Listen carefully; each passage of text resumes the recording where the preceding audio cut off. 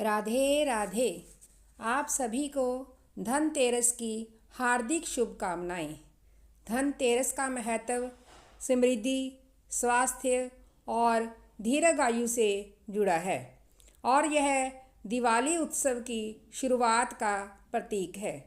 पौराणिक कथाओं के अनुसार समुद्र मंथन के दौरान भगवान धन्वंतरी अमृत कलश लेकर प्रकट हुए थे, इसलिए इस दिन को धन्वंतरी जयंती भी कहते हैं।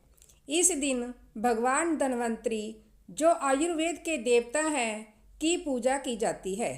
साथ ही धन और समृद्धि के लिए देवी लक्ष्मी और भगवान कुबेर की भी पूजा की जाती है। इस दिन घर के टूटे फूटे पुराने बर्तनों के बदले नए बर्तन खरीदे जाते हैं। इस दिन चांदी के बर्तन खरीदना अत्यधिक शुभ माना जाता है। इस दिन वैदिक देवता यमराज का भी पूजन किया जाता है। यम के लिए आटे का दीपक बनाकर घर के द्वार पर रखा जाता है। रात को स्त्रियां दीपक में तेल डालकर 4 बत्तियां जलाती हैं। जल, रौली, चावल, गुड़ और फूल आदि नैवेद्य सहित दीपक जलाकर यम का पूजन करती हैं। धनतेरस की कथा इस प्रकार है। एक बार भगवान विष्णु लक्ष्मी जी सहित पृथ्वी पर घूमने आए। कुछ देर बाद भगवान लक्ष्मी से बोले, मैं दक्षिण दिशा की ओर जा रहा हूँ, तुम यहीं ठहरो। परंतु लक्ष्मी जी भी विष्णु जी के पीछे चल दी। कुछ दूर चलने पर ईख का खेत मिला।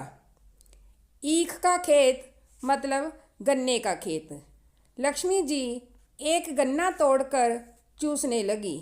भगवान लौटे तो उन्होंने लक्ष्मी जी को गन्ना चूसते पाया। इस पर क्रोधित होकर उन्होंने श्राप दे दिया कि तुम जिस किसान का यह खेत है, उसके जहाँ पर 12 वर्ष तक उसकी सेवा करो। विष्णु भगवान क्षीर सागर लौट गए तथा लक्ष्मी जी किसान के यहाँ रहकर उसे धन धान्य से पूर्ण कर दिया। 12 वर्ष पश्चात लक्ष्मी जी भगवान विष्णु के पास जाने के लिए तैयार हो गई, परंतु किसान ने उन्हें जाने नहीं दिया। भगवान लक्ष्मी जी को बुलाने आए, परंतु किसान ने उन्हें रोक लिया। तब विष्णु भगवान बोले, तुम परिवार सहित गंगा स्नान करने जाओ और इन कौडियों को भी गंगा जल में छोड़ देना, तब तक मैं यहीं रहूँगा। किसान ने ऐसा ही किया। गंगा जी में कौडियाँ डालते ही 4 चतुर्भुज निकले और कौडियाँ लेकर चलने को तैयार हुए। ऐसा आश्चर्य देखकर किसान ने गंगा जी से पूछा, ये 4 हाथ किसके हैं? गंगा जी ने किसान को बताया कि ये चारों हाथ मेरे ही थे। तुमने जो मुझे कौडियाँ भेंट की हैं, वे तुम्हें किसने दी हैं? किसान बोला, मेरे घर में एक स्त्री पुरुष आए हैं। वे लक्ष्मी जी और विष्णु भगवान हैं। तुम लक्ष्मी जी को मत जाने देना, नहीं तो पुनः निर्धन हो जाओगे। किसान ने घर लौटने पर लक्ष्मी जी को नहीं जाने दिया। तब भगवान ने किसान को समझाया कि मेरे श्राप के कारण लक्ष्मी जी तुम्हारे यहाँ 12 वर्ष से तुम्हारी सेवा कर रही हैं। फिर लक्ष्मी जी चंचल हैं, इन्हें बड़े बड़े नहीं रोक सकते, तुम हठ मत करो। फिर लक्ष्मी जी बोली, हे किसान, यदि तुम मुझे रोकना चाहते हो तो कल धनतेरस है।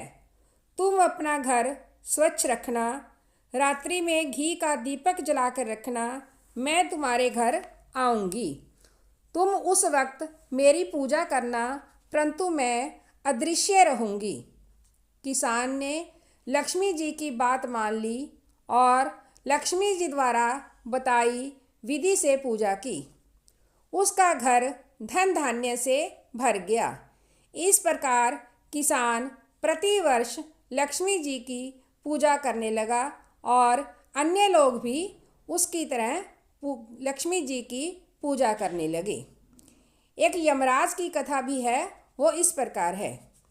एक बार जमदूतों के यमराज को बताया गया कि महाराज, अकाल मृत्यु से हमारे मन भी पसीज जाते हैं। यमराज ने द्रवित होकर कहा, तो क्या किया जाए?